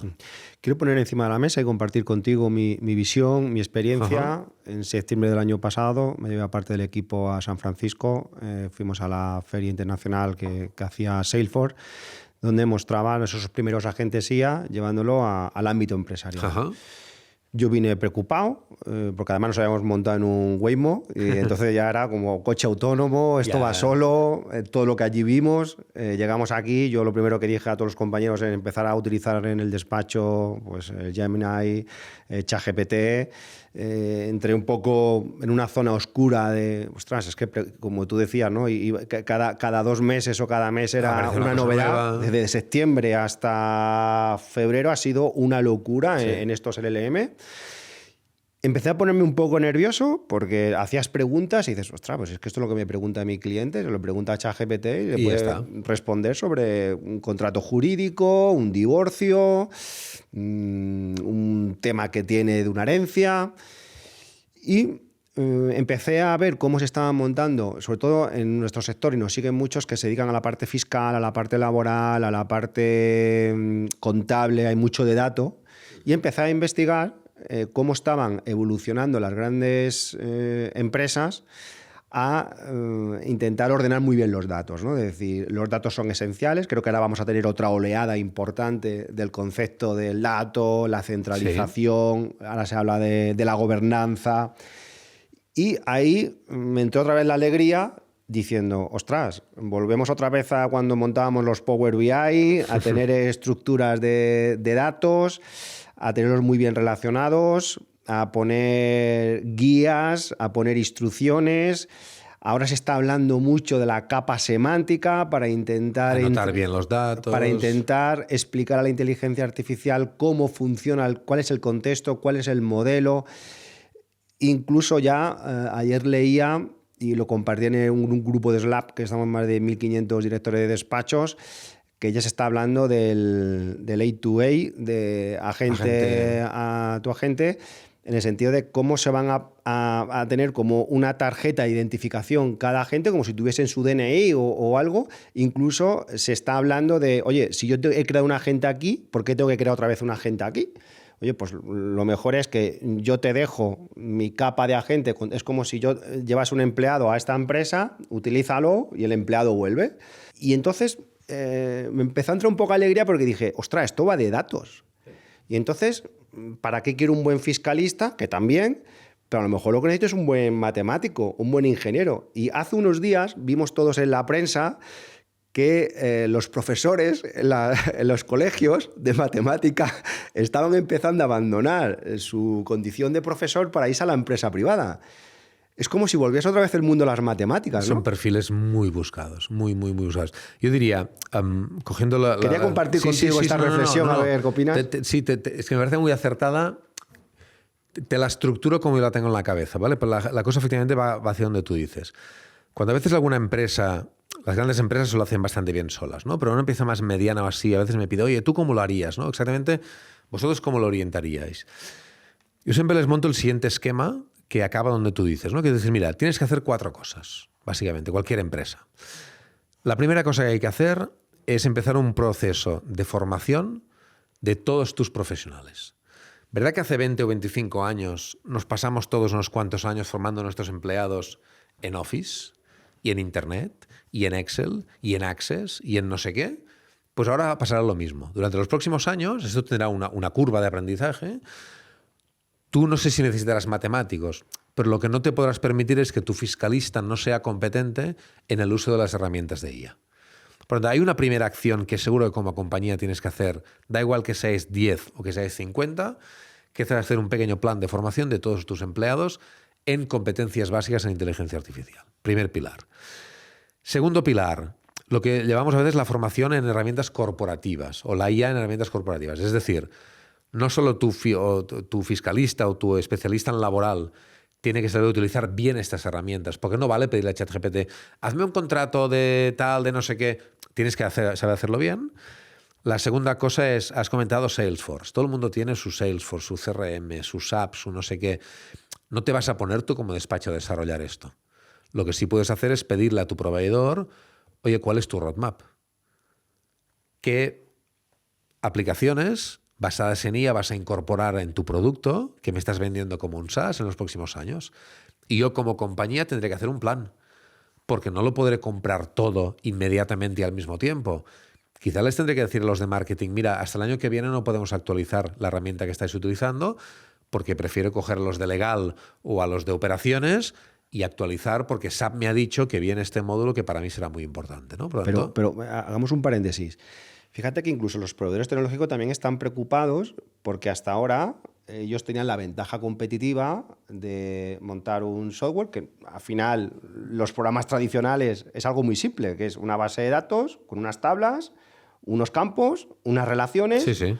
unas lógicas de cálculo para hacer altas, bajas, modificaciones en esos campos, en esas tablas, una interface muy bonita para que sea fácil y ya está. Pero claro, ahora eso realmente ya no va a tener, entre comillas, un valor. Es decir, porque incluso ya el otro día hablaba el director de Microsoft, ¿no? De la parte de que el SaaS, que incluso que estaba muerto, ¿no? Vamos a modelos más de datos, por eso decía que yo creo que vuelven otra vez los datos. A mí ya me da igual dónde está guardado eso y de qué forma la interface, y yo ya simplemente con un lenguaje natural. Así que me parece muy bien el razonamiento que haces o la estrategia de primero preguntar qué roadmap tienen y hacia dónde van. Pero nos está pillando a todos con el que he cambiado. Y a las conclusiones a las que llego, y estoy todo el día mirando videoblogs de estos americanos tecnológicos en Silicon Valley, y todo va ahora más a bases de datos y a tener muy bien estructurada la gobernanza del dato. Entonces llega el tercer pilar, ¿no? El primero es formar a mi gente en saber utilizar la IA. El segundo es apretar a mis proveedores para ver cuándo me pondrán IA en lo que me están vendiendo. El tercero es, y a veces le llamo la eficiencia corporativa, ¿no? Voy a mirar todos mis procesos, incluyendo los datos, cuáles de ellos podrían ser mucho mejores gracias al uso de la IA. Y voy a hacer un análisis profundo de qué pequeñas aplicaciones o agentes o grandes softwares o desarrollos a medida o lo que sea yo me puedo permitir para mejorar la eficacia de mis procesos. Y enseguida llegaré a la conclusión de que la primera cosa que tengo que hacer es una buena gobernanza de mi dato. Porque es la única cosa que me va a hacer único. Y no solo me va a hacer único. Antes veíamos el dato como la barrera de entrada a la competencia. Ahora empezaremos a ver el dato como la condición sine qua non para que el proveedor me pueda hacer cosas chulas en mi despacho, en mi empresa. Porque si el proveedor viene con un muy buen agente que ha entrenado un modelo de lenguaje de no sé qué, pero tus datos no están preparados para correr ahí encima, no puedes hacer según qué cosas. Por tanto, el tercer pilar es ponerte tú en marcha, mejorar tu eficiencia. Y el cuarto y último pilar, que quizás para compañías un poco más grandes, es lo que yo llamo el pilar más la disrupción. O sea, todo lo que estamos hablando hasta ahora es, bueno, voy a seguir haciendo lo mismo, pero con inteligencia artificial. Podría pasar que no. Podría pasar que la IA provocara tal disrupción en lo que tú estás haciendo que directamente todo se fuera al garete y tuvieras que volver a empezar. Yo soy más de esa opinión y considero que de la misma forma que los LLM han quedado en manos de 4, yo creo que los datos quedarán también en manos de 4, Microsoft, SAP, quien sea, con grandes estructuras y donde el dato será un dato compartido. Hasta ahora los datos, y creo que lo has dicho antes, han quedado estaban como en propiedad del proveedor y te habías casado con el proveedor y estabas agarrado a él, ¿no? Y ahora es como que el dato será tuyo, que lo tendrás en una... Digo, a nivel empresarial, que los tendrás en una estructura tipo Microsoft, etcétera, donde si hay un tercero que quiere actuar sobre esos datos, a lo mejor te tiene que ir a tu plataforma y correr allí, ¿no? Y, no sé.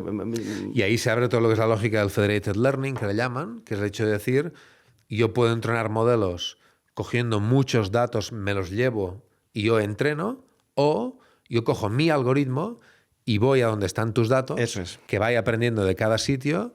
El aprendizaje es distinto, pero también puede ser posible. Y cada vez más vamos a lo mismo, ¿eh? Cualquier compañía tiene que hacer esta reflexión. Mi gente está preparada para utilizar bien las herramientas. Mis proveedores de software están yendo lo suficientemente rápido incorporando IA. Mis procesos están preparados y mis datos están bien para poder incorporar. Y cuarto, puede haber una disrupción que me saque enteramente del terreno. Pues una pequeña parte de mi tiempo la tengo que dedicar siempre a eso.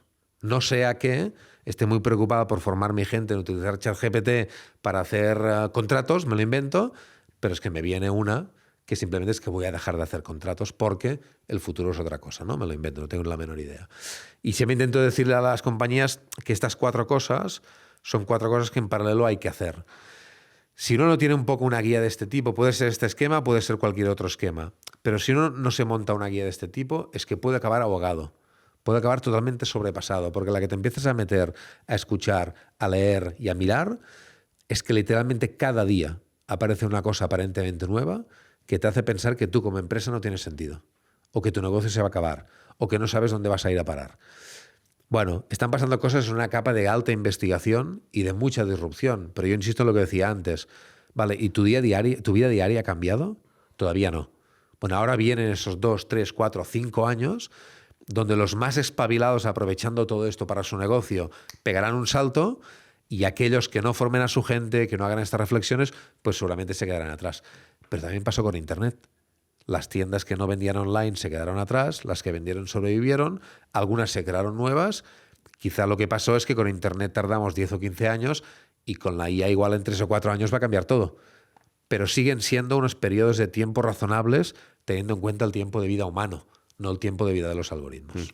Existen muchos padres preocupados por el futuro de sus hijos, sobre todo los más jóvenes, de acuerdo a estos cambios, ¿no?, de la inteligencia artificial y cambios tan rápidos, ¿no?, que antes se tardaba 10 años y ahora en 2 o 3 años ha cambiado todo. Por supuesto que los hijos estudien lo que les apasiona, lo que les dé la gana, pero si tuvieses que recomendar una carrera, ¿estudiar matemáticas es una apuesta segura? Hoy en día, y además me coges estoy en ello porque sí, yo tengo 4 hijas, 2 de mis hijas están empezando bachillerato y preguntándose a ver qué van a hacer, ¿no? Sí, yo sigo creyendo, a pesar de todo, que la vocación y la pasión es un elemento importantísimo para escoger qué estudiar. Dicho esto, haría un par de reflexiones. Una, hoy en día, cualquier carrera en que haya un fuerte componente matemático-analítico, necesariamente será algo que va a acabar bien, seguro. Porque la demanda es tan brutal que va a acabar bien. Me da igual que sean matemáticas, físicas, ingenierías, una carrera donde haya un cierto componente matemático y analítico, ¿vale? Pero dicho esto, yo me voy un poco más atrás. No me importa tanto la carrera que ese profesional estudie, porque seguiremos necesitando médicos y abogados y biólogos y economistas, etc. Lo que me importa es que cualquiera desarrolle un par de capacidades fundamentales para todo lo que nos viene. El otro día estaba en una escuela que me pedían un poco, oye, ayúdanos con el plan estratégico, porque queremos introducir inteligencia artificial en las aulas, cómo lo hacemos y demás, ¿no? Y al final la discusión que tuvimos fue muy interesante y la conclusión de la discusión fue, mira, todo eso está muy bien, pero back to basics.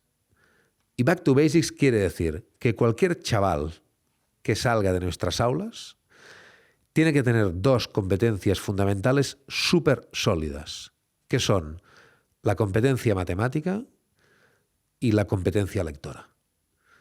Hay que saber, hay que tener la mente estructurada matemáticamente para analizar datos y para entender números, y hay que tener una gran capacidad de comprensión lectora para poder comprender de manera crítica qué es lo que estamos leyendo y qué es lo que nos están contando. Yo soy físico de formación y no me tienes que convencer lo importante que son las matemáticas, pero también lo otro. Chavales que no tengan una buena comprensión lectora son chavales que no van a salirse con la suya en todo lo que nos viene. Porque no vale solo con... No es que sé programar mucho. Vale. Y la comprensión crítica de lo que le saca el algoritmo, ¿quién la va a hacer? No es que soy un gran lector, bien, pero la comprensión analítica de una base de datos y de unos números, ¿cómo la llevas? Pero es que estamos volviendo al inicio. O sea, hace 40, 50 o 60 años, en la escuela que se enseñaba matemáticas, se enseñaba a leer y escribir. Es decir, yo soy un gran defensor de que las competencias básicas sigan estando ahí. Y sobre este back to basics, oye, que tu pasión te guíe. Y si además tu pasión te lleva a un sitio donde hay números, hay matemática, hay analítica, pues seguramente además en los próximos años tengas un buen futuro profesional. Pero no creo que dejemos de tener necesidad de grandes profesionales en muchas de las áreas que ahora ya los tenemos. Seguiremos teniendo abogados y médicos, pero los necesitamos con capacidad analítica y con unos conocimientos un poco más profundos de los que tienen ahora, sobre todo sobre matemáticas. Igual que necesitamos matemáticos, físicos y programadores que ante un texto literario o de ensayo complejo sepan hacer una interpretación crítica de ese texto. Y la combinación de las dos competencias para mí es absolutamente fundamental. ¿Has dicho que eres físico? ¿Sí? ¿Se puede ser físico y creer en Dios? Se puede ser físico y creer en Dios. Y me tocas un tema que hace no mucho en otro podcast con muchísima menos audiencia que la tuya. Comentábamos alrededor bueno, últimamente está bastante de moda un escritor de origen chileno que se llama Benjamín Labatut, no sé si le conoces. Podéis recomendar a vuestros oyentes en los libros. Aquí las compañeras sí lo conocen. Labatut es un genio, escribe como Dios. Y ha hecho un par de libros últimamente muy interesantes donde, no desde un punto de vista religioso ni mucho menos, pero explora cómo los científicos se sienten cuando ven el abismo del conocimiento. Cuando tú vas tan lejos en el conocimiento que te das cuenta que estás en el abismo, que más allá de ahí ningún otro humano ha llegado, ¿no? Y Labatut explica muy bien de manera literaria cómo han habido casos de locuras y situaciones muy límites, ¿no? Sin ir a este límite, es verdad que hay muchos científicos que han llegado a la frontera del conocimiento y que explican que aunque eso no les permite demostrar la existencia de Dios, porque solamente la pregunta de la existencia de Dios cae muy fuera de la ciencia, porque la ciencia se preocupa de cómo son las cosas, no necesariamente del por qué, el ver ese abismo conceptual del límite del conocimiento te hace pensar, y yo reconozco que no sé decir que mi fe un poco se mueve en ese sentido, que te hace pensar de que el propio límite del conocimiento humano quizá es la expresión de otros límites que no conocemos, ¿no? Hay una frase que me gusta mucho, muy bonita, de Werner Heisenberg. Heisenberg es un físico muy conocido, ganador del premio Nobel. Es el del principio de incertidumbre, uno de los fundadores, uno de los padres de la mecánica cuántica, que en los años 20 escribe un texto muy bonito que dice el primer sorbo de las ciencias naturales te hacen ateo. Pero cuando llegas al final del vaso, está Dios esperándote. Y es una frase muy bonita y un poco inspira todas unas generaciones de científicos, incluyendo algunos últimos premios Nobel, que te hace una reflexión de decir: la ciencia nunca podrá demostrar la existencia no de un Dios porque está fuera de su perímetro natural, pero ya hemos superado esa lógica, yo diría, antigua, de que la ciencia necesariamente demuestra la no existencia de Dios. Y yo creo que son dos campos que han aceptado que trabajan sobre terrenos totalmente distintos, y desde esta distinción muy clara de sus terrenos cada vez hay más diálogo. Y de hecho hay algunos estudios, sobre todo en Estados Unidos, que demuestran de manera un poco sorprendente que el porcentaje de creyentes entre científicos es bastante más alto del que uno se esperaría. O sea que para nada es incompatible, aunque una cosa no tenga nada necesariamente que ver con otra. Internet nos ha conectado a todos. ¿Esto ha hecho también que el mundo científico esté más conectado? ¿Hay más buen rollo? ¿O es un mundo también de mucho ego? El ego aparece siempre donde hay el talento. Y aparece entre científicos, entre futbolistas y entre grandes profesionales de cualquier disciplina. Pero yo creo que estamos, sin dudarlo, en el mejor momento de la historia de la humanidad a nivel de descubrimientos científicos. El mundo se nos ha vuelto único, plano, a nivel científico. Los descubrimientos son mundiales, no son nacionales. Todo el mundo intenta trabajar con sus colegas que están en la frontera del conocimiento en cualquier otra parte del mundo. ¿Es generoso? ¿Se comparte? Ese es muy generoso. Toda la investigación científica es abierta, toda. Antes hablabas de los investigadores de Google que han ganado el Premio Nobel de Química. Un poco una coña en el sector que hay es que lo ganaron con AlphaFold, con este algoritmo, y lo primero que hicieron al descubrir el algoritmo fue publicarlo en abierto. Es también por otros motivos, pero un poco la coña en el sector es que lo publicaron en abierto porque solo si haces ciencia en abierto puedes optar a premios como el Premio Nobel, ¿no?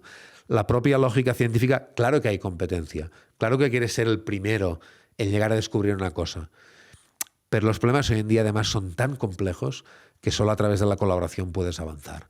Hay mucha geopolítica, en China no sé qué, en Estados Unidos no sé cuántos, etcétera, pero a nivel científico la colaboración es absoluta. Y si ahora a Internet, que permite la colaboración absoluta y continua e inmediata, le añades la IA, que nos está permitiendo llegar a descubrimientos como el plegado de proteínas que hasta ahora habían sido imposibles, yo creo que estamos en la mejor época de la historia, sin dudarlo, para los descubrimientos científicos y que veremos cosas en los próximos años muy, muy, muy espectaculares. Tengo la sensación de que hay muy pocas mujeres en el ámbito científico, ¿no? Hay menos de las que deberían haber. Hay más que las que habían antes y hay menos de las que deberían haber. Sobre todo en los campos más históricamente masculinizados, que son campos como la ingeniería o la computación y demás. Se está mejorando, como por suerte se está mejorando en toda la sociedad. Y yo en los últimos años tengo que decirte que he visto en campos como el nuestro, que es la computación, que es un campo muy masculinizado, unos cambios de paradigma absolutos, un convencimiento mucho más grande de que además, simplificándolo mucho, hubo un tiempo en que la ciencia era esencialmente masculina. Luego vino un tiempo donde la mujer se fue incorporando como en los otros ámbitos de la sociedad, pero que se pensaba que todo era cuestión de tiempo. Oye, pues que ya se irá incorporando.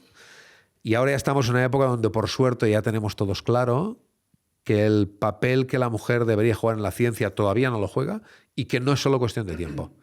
Que si no hay acciones explícitas y activas en favor de, no lo vamos a conseguir. Y es muy interesante porque yo fuera de la ciencia no sé cómo funciona, pero en el mundo científico la voluntad de luchar porque la mujer tenga tantas oportunidades como el hombre es, en primer lugar, por justicia, porque tiene que ser así, punto, no hay más, pero también es por interés. Esto es muy interesante. En ciencia hace mucho tiempo que sabemos que la diversidad es seguramente el vector más claro de creatividad. Los equipos más creativos científicamente hablando son los equipos diversos. Diversos en cualquier dimensión posible. En género, pero también en origen, en disciplina, en edad, en manera de pensar. Tú coge a un equipo que ha hecho un gran descubrimiento a nivel mundial, analiza cómo es el equipo. Seguro que es un equipo multinacional, que hay gente de muchas disciplinas, que hay hombres y mujeres, que hay gente mayor y que hay gente más joven, que hay gente que ha estado viviendo en muchísimos países. También por interés, La ciencia está cada vez más comprometida con la presencia mayor y mayor y mayor de la mujer, porque la diversidad en los equipos sabemos que nos aporta creatividad. Y esto no me atrevo a afirmarlo fuera del mundo científico, pero sospecho que en esos sectores empresariales en que la diversidad va creciendo, son sectores en que poco a poco la productividad va aumentando. Diversidad porque incorporas gente de otros países, que hablan otros idiomas, que vienen de otras situaciones, que saben hacer otras cosas, que trabajan de manera distinta. Esto al final te da mayor creatividad, te da mayor productividad. Para terminar, me gustaría saber tu opinión, porque algo que hemos escuchado muchas veces, eso, algún día los chinos nos van a gobernar, ¿no? Y ahora con la inteligencia artificial parece que esa frase no iba en broma, ¿no?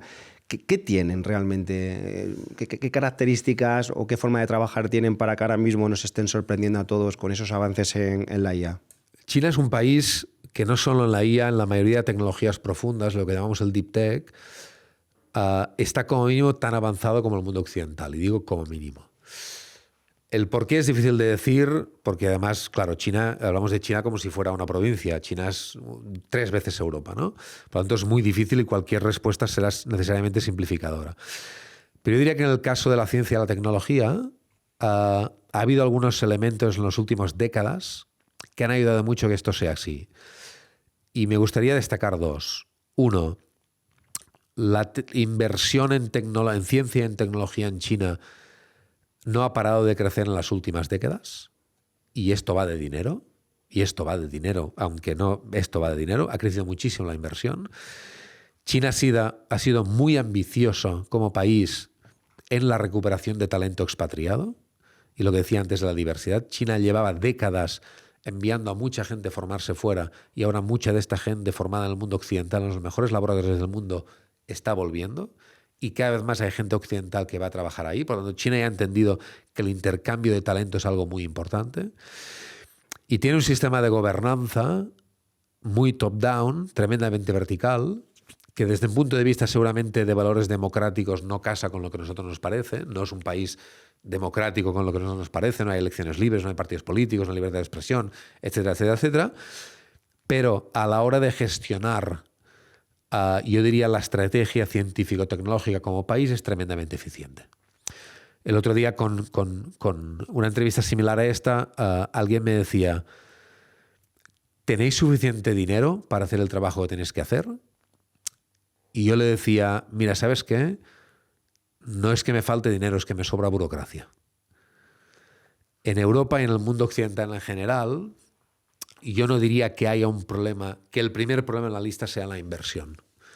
No lo diría, es que además miras los números y no lo es. La inversión pública, la privada no tanto, la inversión pública en España en I+D está más o menos donde está la inversión pública en I+D en Europa de media. Y no está muy lejos de los países líderes.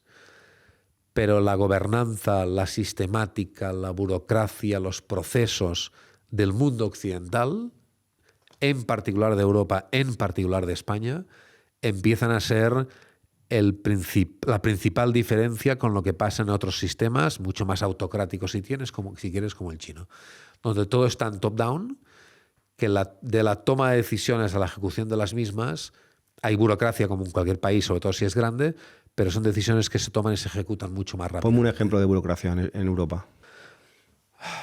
¿Quieres que te cuente el tiempo que necesitamos para gestionar los visados para fichar a un investigador norteamericano que quiere marchar ahora de Estados Unidos?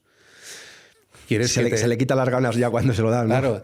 ¿Quieres que te cuente el tiempo que necesita este investigador para traerse un postdoc que está en su laboratorio ahí? ¿Quieres que te cuente? ¿Tú sabes a partir de cuánto dinero yo tengo que hacer un concurso público que me lleva de 6 a 12 meses para comprar un equipo de laboratorio? A partir de 50.000 euros. ¿Cuántas cosas crees que tengo yo por ahí que valen más de 50.000 euros? Pues unas cuantas. Y como yo, cualquier laboratorio de investigación.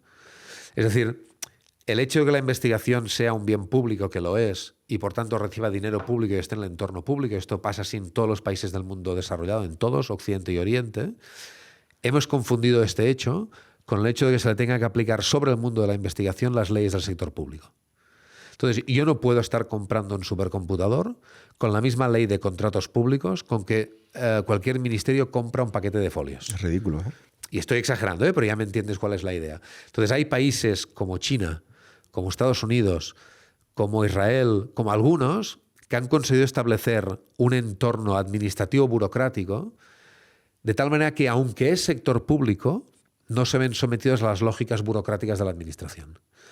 Y esto en la Europa occidental, en particular en España, no hemos sabido hacerlo en las últimas décadas. Y por eso cuando la gente me pregunta, bueno, ¿cómo es que en China no sé qué? ¿Cómo es que hay países que van tan rápido? Es que invierten mucho dinero.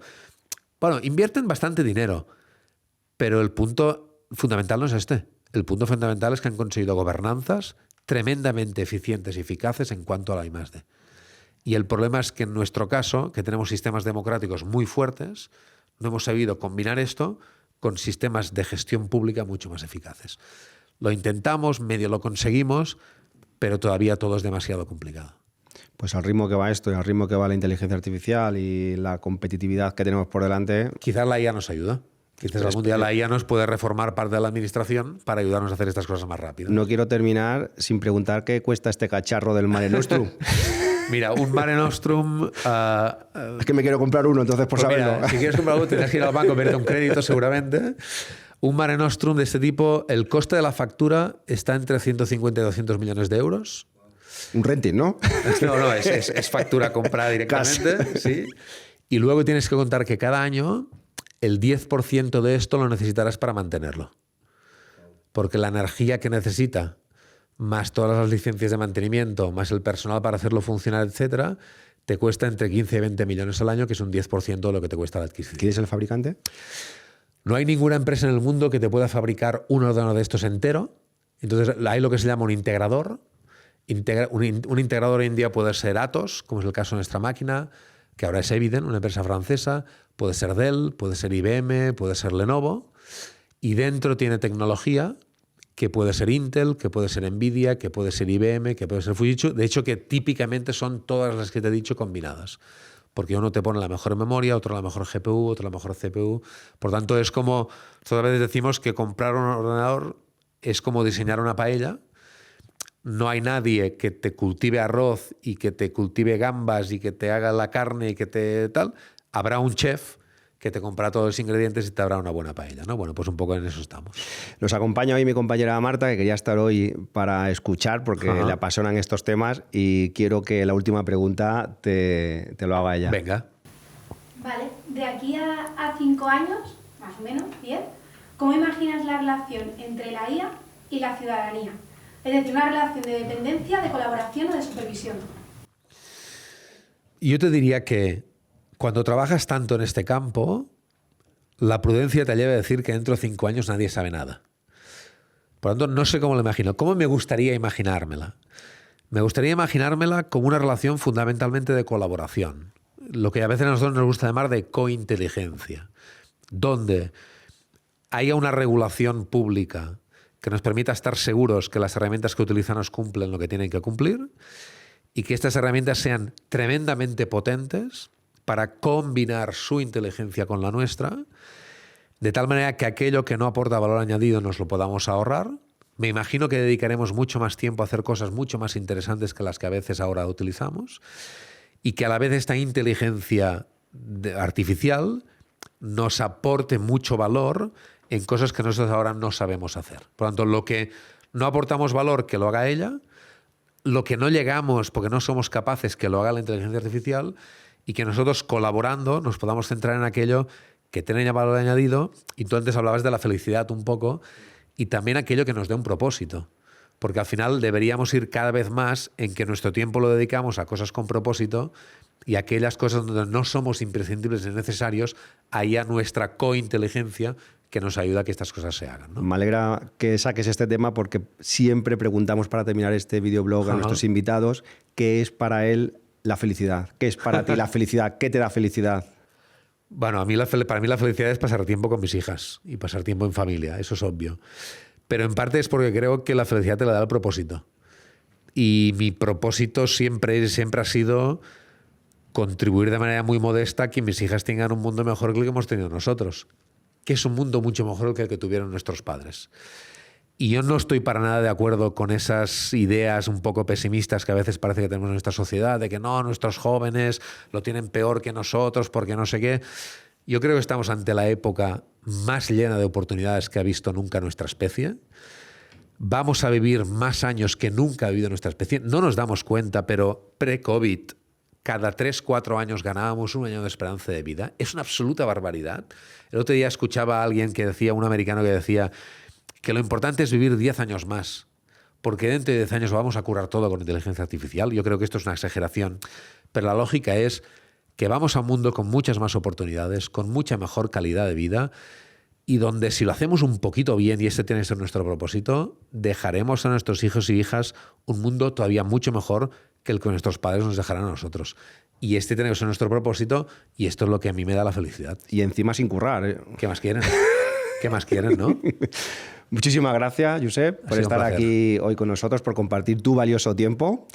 Y ha sido un placer y hasta otra. Pues nada, si te ha gustado el videoblog de hoy, acuérdate de darle like, suscríbete si todavía no lo has hecho y nos vemos en el próximo episodio. Adiós.